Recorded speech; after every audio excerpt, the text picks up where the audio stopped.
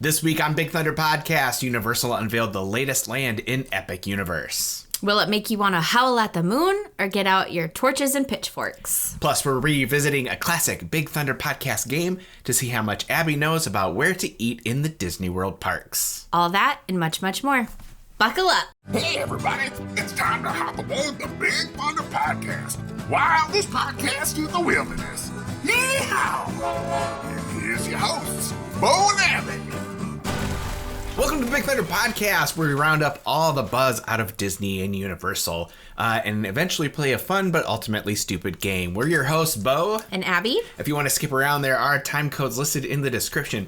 I want to point out my shirt that I'm wearing because it's the perfect blend of today's themes, where we're talking food and spooky stuff. This, by the way, for those of you listening to the audio only, this is my shirt from Gideon's Bakehouse.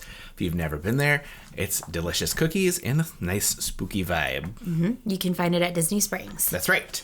So there's also another location in Orlando where you don't have to wait like an hour and a half to get 6 Why cookies. Why even bother? Waiting in the baking hot sun for an hour and a half is half the fun. It feels like that's what makes it exclusive. Yeah, and if you time it right to where you wait for an hour and a half and then you get in there and it's hot cookie hour where you get ice cream, chef's kiss. So good. It's like winning the lottery. And I didn't even know. Yeah. I didn't know that we stumbled into such a magical time. Yeah. It's fantastic. Highly recommend. 5 stars. All right, let's get into the roundup. Dark Universe has been announced. So if you've been, living under a rock or something, you may not have heard of Epic Universe. It's Universal Studios' new park coming out in 2025, probably for the summer, but there's rumors they might be ahead of schedule. They have already announced the lands of How to Train Your Dragon. Super Mario Brothers. Yep. Celestial Park. Celestial Park is the new exclusive for the park. It's not based on any IP. It's like the main where you'll enter, and there's going to be some hotels, so like you could stay and like come right out into the park. I think that would be really cool. And they have Stardust Racers, which is a dueling coaster. But this is the one that I've been most excited for, Dark Universe. As a huge fan of the Universal Monster movies, Frankenstein being my favorite, and this seemed to be like, yeah, there's Frankensteins in my office here. He came from Universal. He's a popcorn bucket. That's true, yeah. Again, for the That's YouTube true. audience, will find it. They'll get it. It was a Halloween Horror Nights bucket, but they kept it out for a while, so luckily it was still there when we went. At Christmas time. We got it on sale for like $20 instead of $40. Yeah. So pro tip. Yep, my brother bought it for me for my birthday because I went to every place I saw it, I'd go up to it and I'd look at it longingly because I hate spending money on myself, especially on a plastic Frankenstein popcorn bucket. But after about the 6th time I did it, my brother was like, I'm just going to buy it for you. Knock it off. Stop making us stop and look at this popcorn bucket. Dark Universe. Discover a world of legendary monsters, from the experiments of Victoria Frankenstein to a twisted landscape where monsters roam. Dark Universe is a grim world of myth and mystery. And who's Victoria Frankenstein? So Victoria Frankenstein, I believe, is a character they created for the park, although the name has popped up in various media. In this iteration, she is the great-great-great-granddaughter of Henry Frankenstein. Henry Frankenstein in the Universal movies is the doctor who created is Dr. Frankenstein. In the book, it's Victor. Okay. And his friend is named Henry, and they switched those for the movies. I think it was because Universal thought Henry was a manlier name. That's Then the time. Victor? Then Victor, it's the 30s. So anyways, okay. No offense to Henrys or Victors out there, but that's a weird flex. Yep. I thought you were going to go into, actually, that's not Frankenstein. That's Frankenstein's monster. No, so I'm 100% fine with people calling the monster Frankenstein, because there's a kind of a running theme in the book, and with the movies too, of Frankenstein being essentially the doctor's son. And basically the theme of Frankenstein, a lot of it anyways, is like Henry or Victor not taking responsibility for his creation. So he's essentially an absentee father to the monster.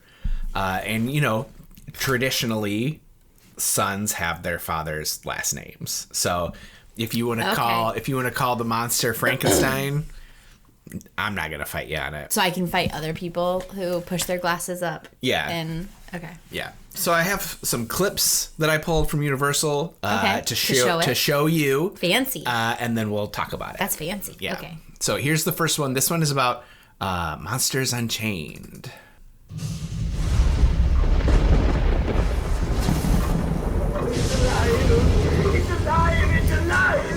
Monsters Unchained is going to be the most amazing monster ride ever built. We've never opened these doors to Frankenstein Manor. The thrills of the attraction, the chance to meet all of our classic monsters in a new and exciting way.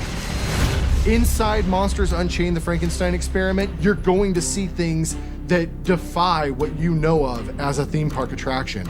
There's a new resident in Manor, and her name's Victoria Frankenstein.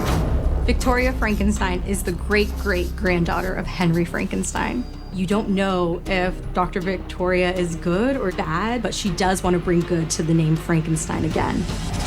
Every night inside the Manor, Victoria is conducting these experiments. You're going to see that she's captured all of the Universal monsters and wanting to control them. Dracula's got other plans. Monsters Unchained has the most technologically advanced animated figures that have ever been built. They are visceral, they are powerful, they are intense. The technology we are using is cutting edge. We literally use every technology I could possibly think of. And then we realized we needed to invent new technology. Imagine what could happen in a Monsters ride when there's a sense of touch. You'll literally be able to feel characters breathing. You want to ride this ride as almost a badge of honor that I can do one of the scariest rides that we've created. I'm so excited. That's like big. For them to say it's the scariest one they've ever created, knowing that like Velocicoaster exists, and I don't know. Yeah. So that one is like the marquee attraction for the Dark Universe. Monsters Unchained, the Frankenstein experiment. As I said, Dr. Victoria Frankenstein continues the work of her ancestors deep below the family estate. A demonstration of her experiments to control monsters go awry when Dracula leads a revolt of enraged monsters, including the Wolfman, the Mummy, the creature from the Black Lagoon, and more. I have 2 notes. Yes. This is a lot like my dream villain castle at Disney. Okay. So do you think someone heard it like a couple weeks ago and Yep. was like, put it together that fast? That's right. Yeah, it's quite possible. And 2, I really hope Jenna Ortega gets some credit because I feel like they were like, Dr. They looked Victoria at- Sure. is just her. Yeah. I mean, that's possible. It also features the Phantom of the Opera's organ, which has 14 individual flame points that shoot vertical flames over 3 feet in the air and dance in synchronicity with organ music. That'll be spooky. This is a thrill ride / motion simulator with a 48-inch height requirement. So that's 4 feet, similar to Tron or Rock and Roller Coaster and Forbidden Journey. So it'll probably have a harness. I would assume so. Does it go upside down? I don't know. What makes me very nervous is how motion sick I got on Forbidden Journey. Yeah. I've never been that motion sick before or since. So it makes me nervous. This ride I'm so excited for gives me Forbidden Journey vibes. But on the listing of the site, because this is how Universal categorizes them, Forbidden Journey is also listed as a thrill ride / motion simulator, but it also lists it as a 3D, 4D experience. And Monsters Unchained, as of now, is not listed as one. So I'm hoping it won't be so crazy that I'm going to want to get sick. Yeah. Well, and now that you know that, you can prepare with some Dramamine. Yeah. Those like bands. You know, there's stuff that you can do. Yeah. But yeah, I'm so excited. It looks really impressive. I think of like how impressive like Rise of the Resistance is. And I think this has the opportunity to be Epic Universe's Rise of the Resistance, if that makes sense. Okay, now we're going to take a look at the next ride. There are 2 rides in Dark Universe. This is the second one. Curse of the Werewolf follows the same story arc as our classic film, The Wolfman. It takes place in an area that's really been taken over and inhabited by our mystics. And you see here the new Maleva. And Maleva gives you bad news that you bear the curse of the werewolf. You're immediately put in a wagon and sent out into the woods. This is an incredibly thrilling, family-friendly spinning coaster. It's absolutely going to be fun. I can't This wait. seems like a back-to-back coaster. So it's like Toy Story Mania. Oh, Toy Story. Okay, I see what you're saying. Toy Story Mania as a roller coaster. Yeah. And it spins as you go around it. So like if you'll go backwards at some spots and you'll be forward at some spots. One thing that just comes to mind is there's a part in the video in the concept art where as you go through this kind of like barn looking structure, you see there's what I'm going to assume is an animatronic werewolf ahead. And in some of the concept art, it looks really big. And it just makes me think of that Yeti they never got to work over on Expedition Everest. But even if it's just sitting there and doesn't like do anything, it's still going to be spooky. So beware as you face the curse of the werewolf, which sends you spinning and speeding through deep woods that werewolves call home. Maleva, leader of the Guild of Mystics, I'm assuming based on Maleva, the old gypsy woman from the Wolfman, which I understand we're not supposed to say gypsies, but in the movie they say gypsies, so I'm trying to say... That doesn't make it right. I'm sticking with the canon. No.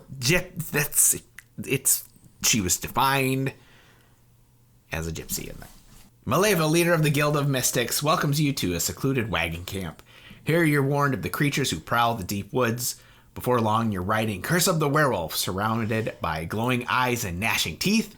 You'll spin and weave through the forest as you attempt to escape a pack of werewolves.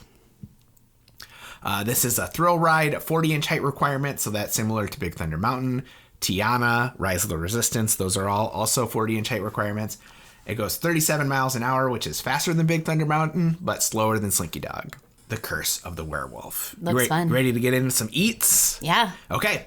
Next is Das Steakhouse. Das Steakhouse is a restaurant that's operated by the familiars of vampires. It's centered around the story of Dracula and vampires themselves. As you enter as a guest, you're going to get fed, and you might be scoped out by vampires. We will have steaks, on steaks. We're creating entertainment for families, and we're creating entertainment for those who want to conquer their fears. You can get in a coffin. That is weird. Yeah, it's just like a photo op. That's weird. Okay, so if you're unfamiliar with what a familiar is in the world of vampires, basically they're kind of like human henchmen of vampires. So if you think in like Dracula, Renfield would be one. If you watch, What We Do in the Shadows, Guillermo would be one. These are humans that have some kind of symbiotic relationship with the vampires. Usually, sometimes they're under their spell, but sometimes they're just tempted by like the idea of power.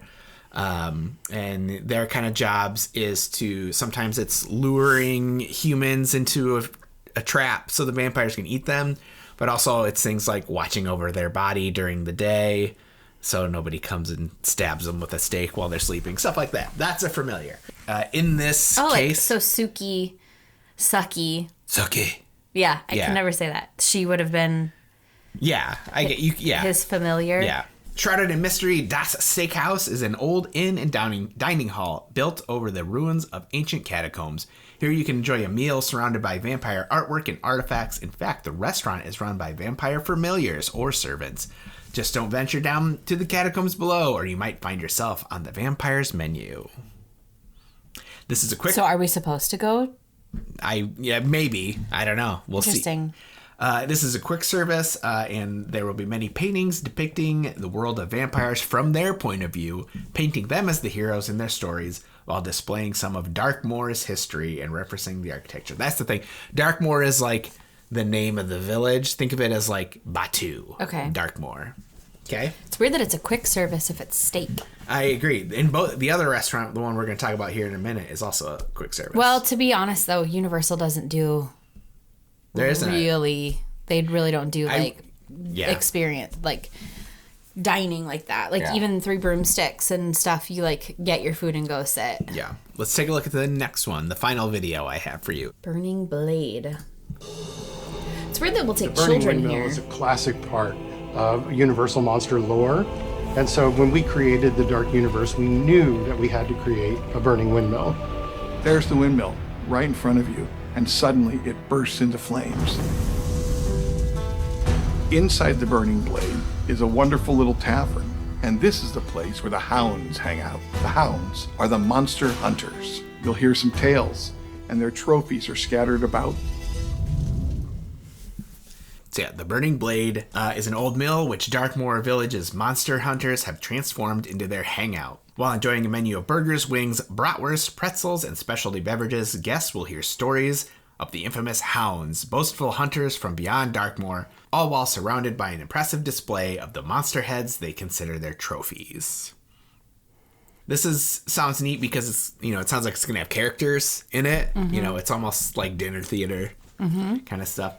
Cool. The windmill on top of the Burning Blade Tavern erupts into flames several times an hour. 2 types of fuel are used in different ratios, allowing for easy visibility to guests during both day and night. Cool.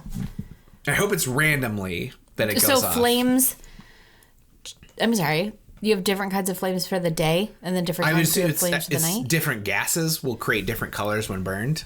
Oh, weird. Yeah, so I'm assuming it's, whatever makes the best spectacle during the day. And I don't know for a fact, but I would assume they do the same thing over at in Diagon Alley when the dragon goes off. Mm-hmm. Now, I'm hoping the Burning Blade goes off randomly. I think it would be cool just to be like... Rather than when the dragon... goes off every 10 minutes. And then people just stand and wait for it. Yeah. Honestly, that would be so scary to... Maybe... The way the dragon is, they know just so that people don't get so terrified underneath it and not expecting it. Yeah. All right, so where's some other cool stuff at Dark Universe? Okay, so guests can take home a piece of the immortal world of Dark Universe with commemorative merchandise and mementos from retail locations like Pretorius's, what is that? Yeah, you had it. Pretorius's Scientific Oddities. Yeah, so this sounds like it's just a shop. What is Pretorius, who is Pretorius? Dr. Pretorius is a character who came in The Bride of Frankenstein, so the second Frankenstein film. He was a fellow mad scientist who showed up on Frankenstein's doorstep and was like, I also do crazy stuff. Let's team up. And Frankenstein was like, I can't. I learned my lesson from the last movie. I won't do it. So he goes away, and then Frankenstein monster, who you thought died in the first one, still alive. Spoiler. They find each other, and Frankenstein is now learning to think and talk. So Pretorius and the Frankenstein monster team up, and they are like, Frankenstein, you need to help me create a bride for me, or else I'm gonna kill your wife. Fire. I kidnapped her. Okay. I think he kidnaps Frankenstein's wife. I don't remember that part. But anyways, that's who Dr. Pretorius is. Okay. People will say The Bride of Frankenstein is a better film than the first Frankenstein. That's nonsense, because when Dr. Pretorius shows up to show off his crazy experiments, he's like, look at these tiny people I've created in jars. And they're just tiny people in jars. And it's like, what are we watching? What movie is this where we just have tiny people in jars? That's terrible. Anyways, that's my Bride of Frankenstein rant. And there's not enough Bride of Frankenstein in that movie. Okay. One more thing. No, we'll get to it later.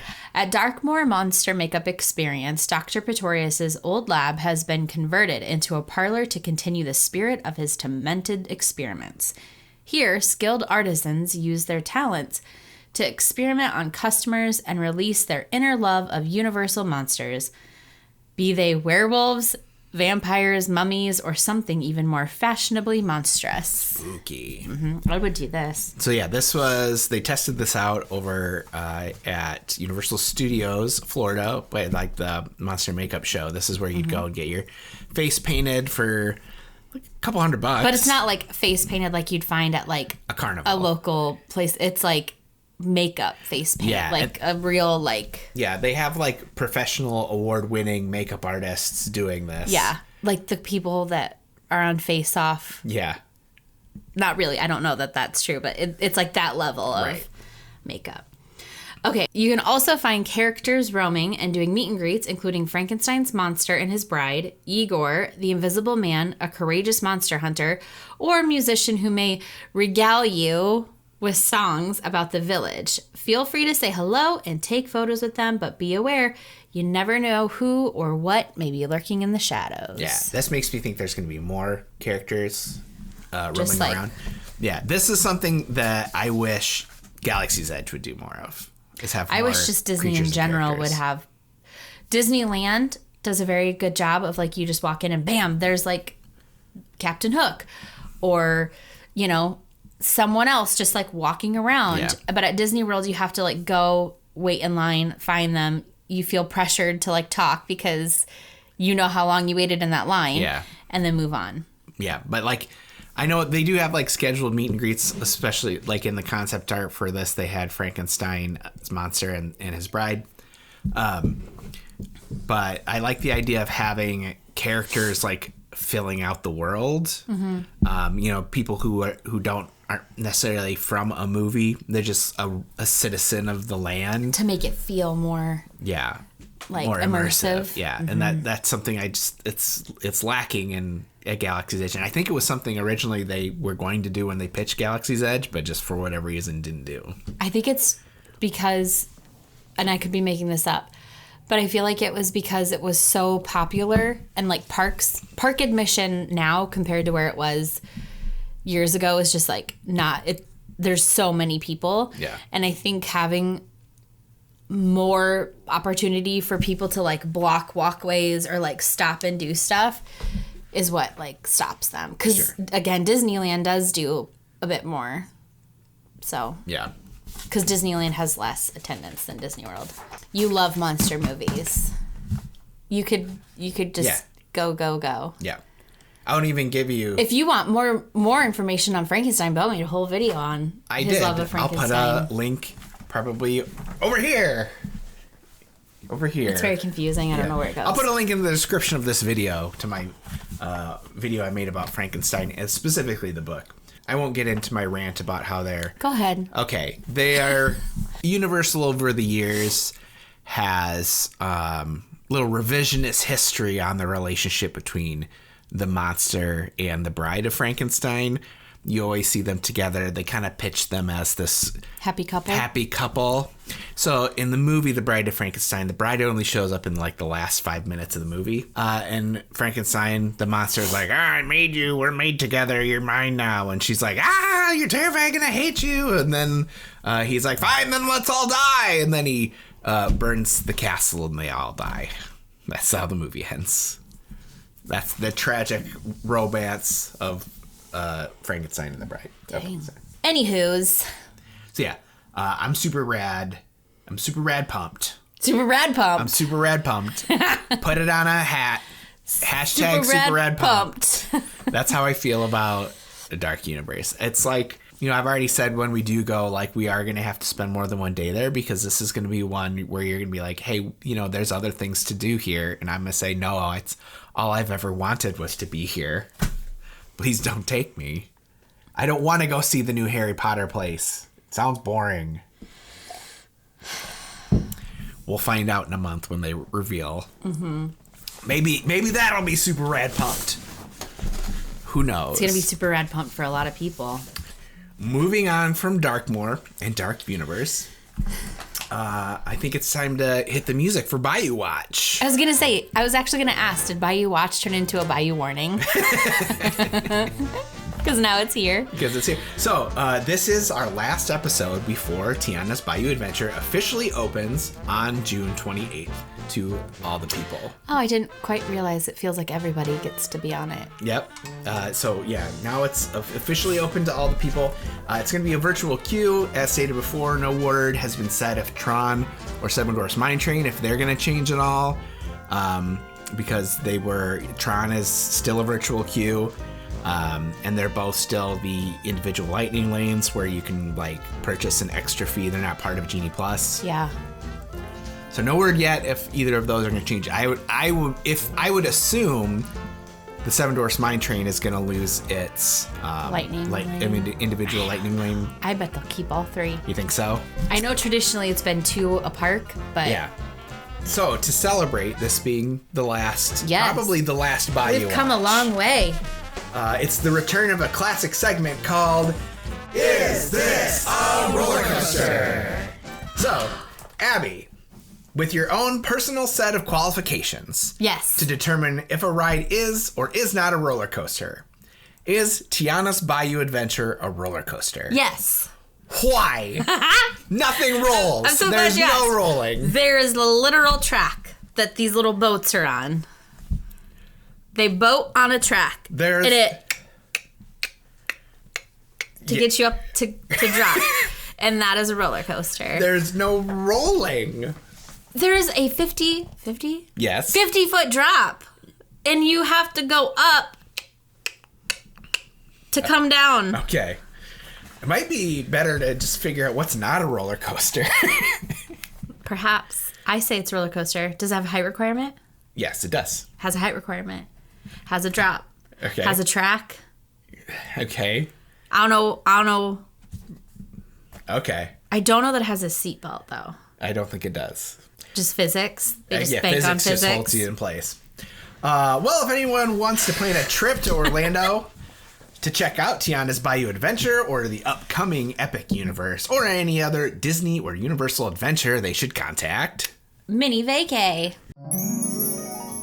Here on Big Thunder Podcast, we like to keep things as real and authentic as possible. And one hard truth is that for as amazing and magical as a trip to Disney or Universal can be, planning one can be a little intimidating and sometimes even frustrating. What are the best parks for my family? What are the best places to stay for my budget? Do I really need to wake up at 4 a.m. 2 months before my trip to book dinner reservations? It can definitely be a lot. But that's where Minnie Vacay can help you. We are certified Disney and Universal travel planners who specialize in taking the hard stuff off of your plate. We love waking up at 4 a.m. for Disney stuff. And not only are our services completely free to you, but when you book a vacation package with us, we'll send you a $25 gift card. Minnie Vacay is a part of Gateway to Magic Travel, an authorized Disney vacation planner and Disney earmarked agency. Check us out on social media. We're on Facebook and Instagram to get the ball rolling on your next magical adventure, or you can also see all of our information at minnievacay.com.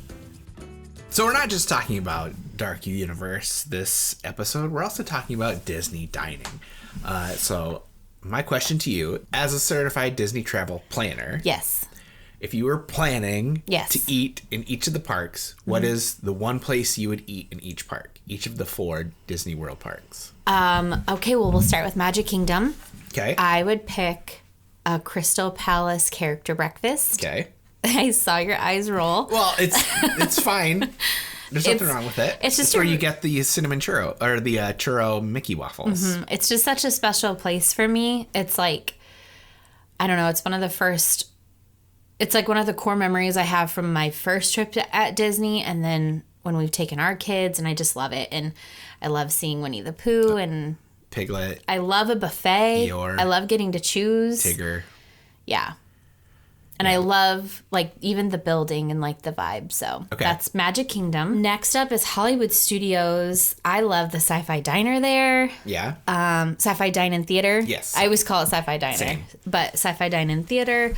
I love it. So it's a table service restaurant that you should make a reservation for. You could walk up and get a table if you're lucky. Every time we've tried to walk up, they've said no thank you. Yeah. So love that restaurant. It's just like burgers, fries, shakes, but you get to sit in old timey cars. Yeah. And then watch like old films. Yeah.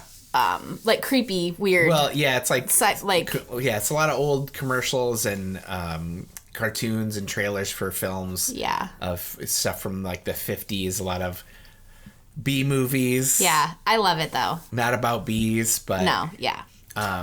It's interesting because I would say both Crystal Palace and the Sci-Fi Dine-In Theater are places where you go more for the vibe and the atmosphere than the food. Yeah, I know, but I love it. I guess, yeah, those are like my core places. Let's see. Epcot, I would pick Akershus. Okay. I know you thought I was going to pick Tutu Italia. Correct. I did think that. I do. That we've gone every time, but unfortunately, the last time we went, yeah. like, the food was not that good, and Yeah. it was so expensive. Yeah. So it's kind of like, I love it for nostalgic reasons. I love, like, memories and core memories from there, but, like, I don't know.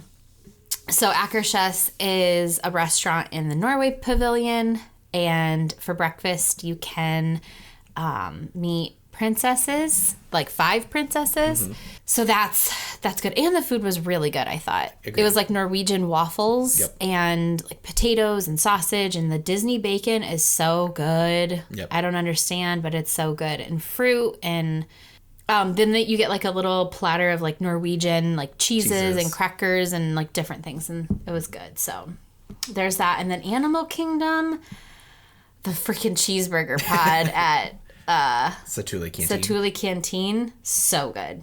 So 2 character breakfasts were So in your... the breakfast, okay, I guess if you go back to Magic Kingdom for food alone, I will say it may have been just the circumstance, but the mini corn dogs and the fries with that nacho cheese from Casey's Corner with that like Coca-Cola, that like slapped.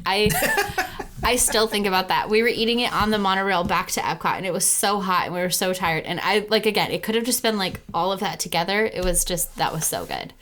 But I love the fruit waffle from Sleepy Hollow. The cheeseburger pods are good. I think they're a bit overrated. The cheeseburger pods? Or the cheeseburger spring rolls. Good. A little overrated, but good. I don't love, controversial take, I think the Mickey pretzels are kind of yuck. Oh, yeah? Well, I've heard you think about the Shrek pretzels over at Universal. I know, but the Mickey pretzels we've had a couple of times because, like, Mickey-shaped anything is so fun. But to be honest, it's, like, kind of stale. I think that's just probably Florida because it's so humid. Yeah. But, yeah. What about you? Do I get to ask you? All my eats are the same. That yours?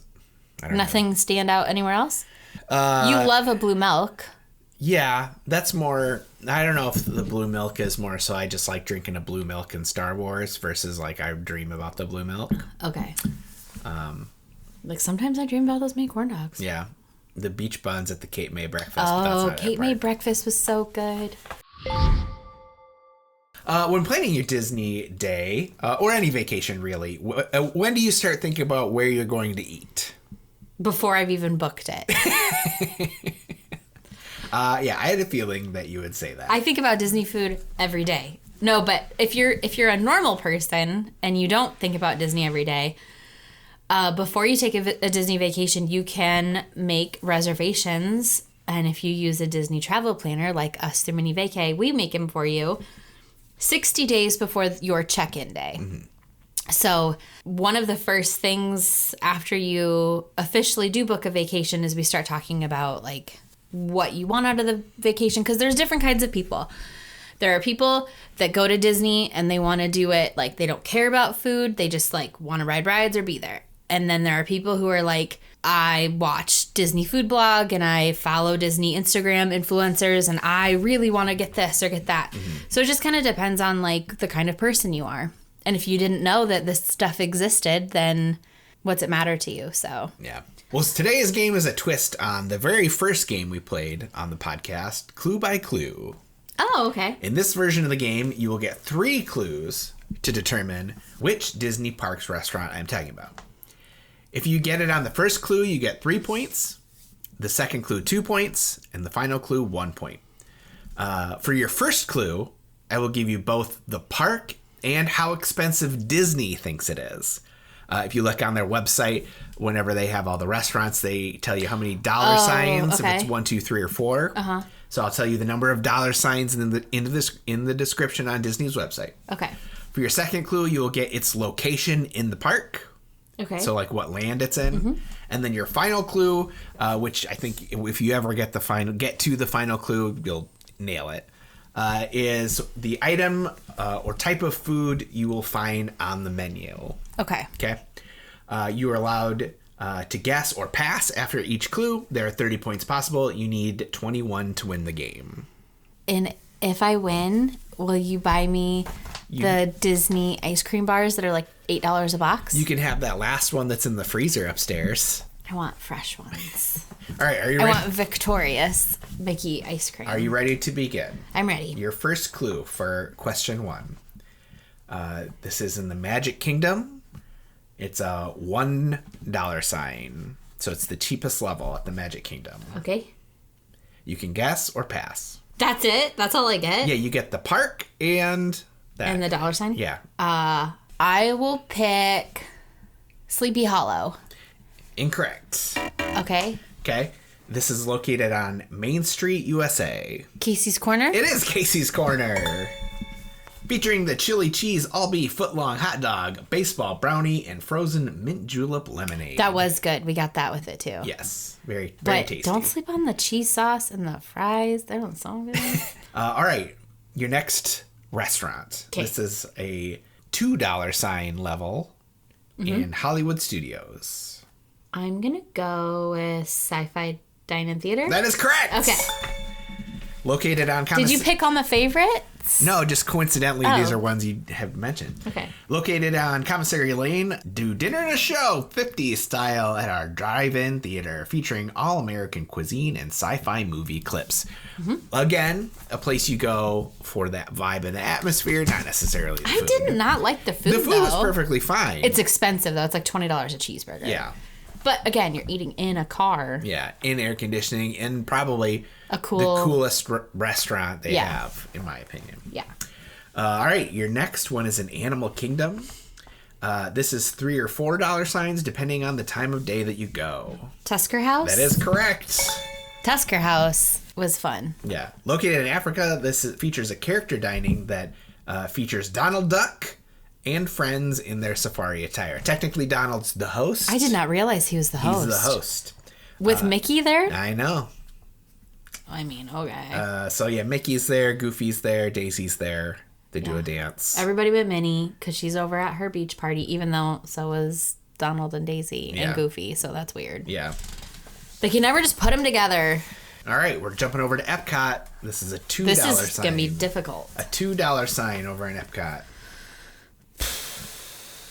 There's approximately, like, what, 70 million restaurants There's in several Epcot? restaurants in Epcot for you to choose from. $2 sign Epcot. I'm going to say Garden Grill. Incorrect. Okay. This is located in World Showcase. Well, that narrows it down. I know. I didn't want to give you the country because that would really narrow it down. I'm going to say the Germany brat place that you want to eat at. Biergarten? Yeah. No. Okay. Your final clue. Relax in old world ambiance as you enjoy chicken, fish, handmade pasta, lasagna, and more. Is it Tutto? Tutto Italian You picked my restaurant. favorite restaurant, and I didn't even guess it. Yeah, you just listen to your gut. Listen to your tummy. Yeah. Your next one's over in I'm Magic. trying to think like you, not you think like me. I've told you. I now am making these games for you. We're not doing games for me. These are games for you. That's not fun, though. You want me to make them for me, and you'd be forced to play my game? No, okay, so I'm thinking like me, not like you. Yep. Okay, this next one's over in Magic Kingdom. This is a $3 sign level. Is it Be Our Guest? It is not. Next clue, it's in Liberty Square. Oh, Liberty Tree Tavern. That is correct. Delicious. The all-you-care-to-enjoy Patriots platter piled high with roasted turkey, pot roast, and oven-roasted pork, and accompanied by traditional Thanksgiving sides. The green beans there were so good. They do like green beans and mashed potatoes and rolls. It's basically like Thanksgiving dinner. It was very good, and we went not too long after... No, right before Thanksgiving. We went right before Thanksgiving, and it's all you care to enjoy. So they'll just bring you like bowls and bowls of mac and cheese or whatever you want. Yeah, just eat like a huge Thanksgiving dinner. Yeah. And then go out in the 90-degree Florida heat. Sweltering heat. You'll sweat out all that. That's gross. Never mind. Let's move on. Okay, back to Hollywood Studios. This is a $1 sign. I'm going to guess Andy's Lunchbox. It is not. Is it Woody's Lunchbox? It's Woody's Lunchbox. Okay, that's why I was tossed. I was like, but that makes no sense. That's not the answer to my question, though. What? Oh, no, sorry. Okay. Yeah. All right. So this is in Star Wars Galaxy's Edge. Oh. Ronto Roasters? Correct. Okay. They have a cool centerpiece in that restaurant where they've got the droid that's roasting the Ronto meat over a pod racer engine. And it also features roasted pork, grilled pork sausage, peppercorn sauce, a tangy slaw wrapped in pita bread, and that is the Ronto wrap. Which is delicious. Yes. It was a lot better there than it was. At Docking Bay 7. Yeah. It wasn't as good there. Yeah, they'll serve it at Docking Bay 7. I don't know if you have to wait till they close. So Ronto Roasters closes before Docking Bay 7. I think once Ronto Roasters closes, that's when they start serving the Ronto wraps there. It feels like leftover Ronto wraps there. Yeah. All right, over in Animal Kingdom. $1 sign. Pizzafari? Nope. Okay. This is in Pandora, the world of Avatar. Is it where we got the drink from? Are you talking about the Pangu Pangu? Yeah. Or the Night Blossom Night at Blossom. Pangu Pangu? No. Yeah. So here's your final clue. But we already talked about Santuli Canteen. Not in the game. Oh, I'm getting confused. So here at this place, you find the steamed cheeseburger pod. with Bummer. bao I bun. got confused. This was confusing. I'm sorry. These are bao buns stuffed with ground beef, ketchup, mustard, pickle, and cheddar cheese, served with crunchy vegetable slaw and vegetable chips. Yummy. Satuli Canteen. I thought I already picked that. Yeah. For some reason, me picking my favorites, like, put them off of the... Off your radar? Yeah. All right, this is over in Epcot. $3 or $4 signs, depending on the time of day. Akershus? It is! That's a good clue. The time or day. Yep. Located in World Showcase, so specifically Norway. I'm probably saying that wrong. Akershus? I don't know. It sounds right. It looks Aker's right. house? Akershus? Akershus? I don't know. I think it's Akershus. The highlight here is, as you talked about, the Princess Storybook Dining, where you'll encounter a royal promenade of princess friends who can't wait to meet you. They're so sweet. Who is your favorite that we met? Probably Tiana. Tiana? Yeah, we had a lot. Tiana was a good experience because we got to talk to her about Her friend. Charlie, whose name is Charlotte, and Tiana calls her friend Charlotte. She calls her Lottie. But we had a great interaction with Belle, talking about books. Belle and Lily were so good. And I loved Ariel because she got down and like... Yeah, she spent a lot of time with I the girls. love Ariel. Yeah. Aurora, not so much. She's more like... Aurora's a tough one. She's just like very proper and poised and doesn't have like a lot of story. Yeah, I feel bad for Aurora's. Yeah, because she's like, do you want to go dancing later? And they're like, no. Well, what do you have to pull from when you're an Aurora? I know. You want to go take a nap? I do want to go take a nap. Like, you know. And she was talking about like her friend Mr. Owl. Who remembers Mr. Owl? I do. Barely. But like Belle and Tiana and Ariel, there's like so much they have to talk about. Even Cinderella, like she's a classic one. She's got stuff you can talk to her about. Yeah. Okay. Moving on to Hollywood Studios. This is a $3 sign. Hollywood Vine? Nope. This is found in Toy Story Land. Oh. Barbecue Roundup. Roundup Rodeo. Barbecue. Sorry. When you're dining at the restaurant, you take on the life of a toy, so make sure you freeze when you hear Andy coming. I really did love that restaurant. Yeah, it was a lot of fun. The only thing that was really hard for me was it was very dark. Yeah, it's dimly lit. I don't know why. Yeah. I don't know why we have to be in the dark like that. Yeah. I don't mind mood lighting, but like maybe just like a... Yeah. Little, it was my little first like... experience like not being able to read a menu in the dark. And I felt really old. Being around all the toys of my youth. Yeah. All right. This is your final question. You ready? Mm-hmm. This is over in Magic Kingdom for $1 sign. And it's just a restaurant, Magic Kingdom, $1 sign. Yep. Thinking like me. Is it Sleepy Hollow? Nope. Do you count that as a restaurant, or are you not counting quick service? Like, no, I would count that. Okay. I know what it is. This is it's found Gaston's. in Fantasyland. It's the you cinnamon get it roll. as number 2. 2 points. That's rude. Sorry, you had already guessed. That's rude. Yes, it is Gaston's Tavern, the manliest of manly places. Gaston's Tavern serves up satisfying snacks, including warm cinnamon rolls, Plus, enjoy refreshing beverages like LeFou's Brew, the restaurant's signature non-alcoholic drink. You can also get the Gray Stuff Cupcake. Don't. And apparently there's a new treat there that is a big hit with people where it's like a ham and cheese tart. Like a Pop-Tart? No, well, like it's like a croissant with ham and cheese on it. Oh. Yeah. Like Starbucks. Gruyere. Yum. Yeah. That would be good. It could use a little something savory because you feel... I mean, it's a lot. The LeFou's Brew and the cinnamon roll are very sweet. That cinnamon roll, though. I rope dropped that cinnamon roll. Yeah. That's so good. Yeah. Not the cup. The cupcake was so disappointing. Yeah, I would say the Gray Stuff Cupcake was But they said underwhelming. that Gray Stuff is not the same Gray Stuff that they serve at Be Our Guest. Be Our Guest, but I don't trust them. Who's they? Who's them that you don't trust? I asked one of the cast members I think it was at Gaston's, I said, is this the same Gray Stuff that you can find there? And they're like, no, it's not. Yeah. But, like, why would it be different? And Yeah. you're that close. I don't know. It was not good, though. So, Yeah. I hope not. Because if I'm going to spend $250 to go eat the Gray Stuff, it better be, like... The real deal? The real deal. Yep. I told you needed 21 points to win, and you got exactly 21 points. So congratulations, Abby. You win the game. Hooray! Hey, if you're having a good time with us, make sure you check out Big Thunder Pod on Instagram and subscribe on YouTube. Please do subscribe. Yep. Or it's for free. Yeah. You didn't even... That's so desperate. Please like us. please. So what's on your Disney dining bucket list? What are places you haven't done that I would love you to would do? love to do? I would love to eat at Cinderella's Royal Table at Magic Kingdom. Okay. I would love to eat at Space 220, I think. I'm still up in the air.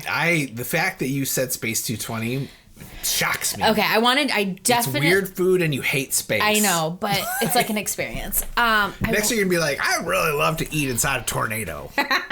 I want to eat fish inside a tornado. I want to eat at Le Cellier in Canada. Okay. I want to eat at literally everything. I want to eat everything at Epcot. Where else are we? Hollywood Studios. I don't really want to go anywhere else. Yeah. And Animal Kingdom. I think it would be cool to go to Tiffin's. It's like the signature dining there. in Animal Kingdom. But it's expensive. Right. So yeah, I don't know. But yeah, we've been very fortunate that we've got to eat at a lot of different places and do a lot of things, and that's why I like to keep going back to what I know. I have 2 on my list that I want to do someday. Can I guess them?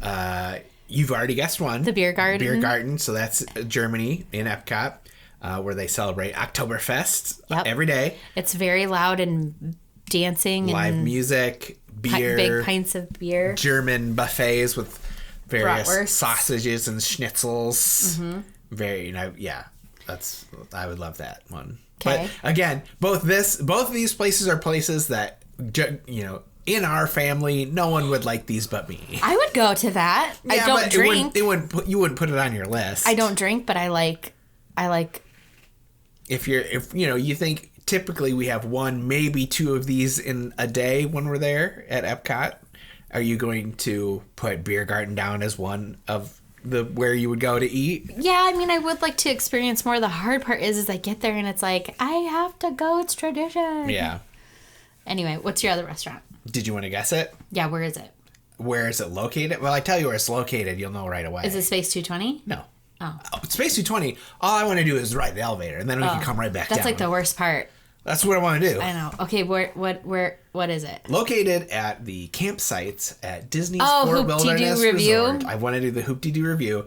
It's a Western musical show, for those of you who don't know, and you get like barbecue food. I didn't know we were doing resort restaurants. It's Disney. I said, what's your Disney dining bucket list? Well, I want to go. Yeah, I have more than. Okay, what are your other places? No, keep going with I don't have Hoop-Dee-Doo. anything more. Hoop-Dee-Doo Review. It just looks like a lot of fun. It does look like fun and good food, but I don't want to get pulled up and dance anywhere. Okay. knowing you can include resorts, what else is on your list? I really want to go to Ohana. At the Polynesian and do a character breakfast with Lilo and Stitch, but I also want to go at night and try the noodles that everyone talks about. I want to go to Topolino's at the Riviera because it's like a French, like you get, for breakfast, you get like a paint bucket with like cute little pastries and stuff. Which is a character breakfast. There's so many. I want to go to Animal Kingdom Lodge and go to, is it Sanaa? And eat there and do the bread service. I want to go to the Contemporary and do Steakhouse 71. Like, I literally want to go everywhere. Yeah. There's so much. And they all sound tasty. They do. And they all have, like, something special about them. Yeah. Yeah, there aren't many places that you could really go wrong, I don't think. Well, maybe other than the Columbia Harbor House. Someday. Then you go real wrong. Someday. Maybe next week. Because I don't know what we're talking about next week. I don't have any plans for it. Maybe we'll do something Independence Day related because it'll be, you know. Well, you know where Columbia Harbor House is located. That's true. It could be diving right deep into Liberty Square. There's also a new Minions movie coming out that I thought, you know, we could talk Minion stuff, but we're not really a Minions family. We're not going to go see the movie. Our kids were never, like, Lily was never really into the Minions, and Charlie's at that age where I've even been like, do you want to watch this Minions movie? She's like, I don't care about that. I'm not interested in those Minions. Thank God. But next time we go to Universal Studios, tying it back to food, I do want to eat at the Minions Cafe. I do too. I can handle the Minions in small amounts. Yeah. But I don't need them. Okay, so that is it for today. If you are enjoying this show, please go to your podcast player catcher. What the hell? Some people call them catchers. I'm not calling it a catcher. Okay. Go to wherever you listen to podcasts and click on the follow button and then turn on automatic downloads. Yeah, not only will this help the podcast, but it will guarantee that you have the best listening experience possible. And if you happen to be listening on Apple Podcasts, please write a 5-star review and we might read it on the show. Yep. Thanks for coming. We'll see you next week. And enjoy the ride.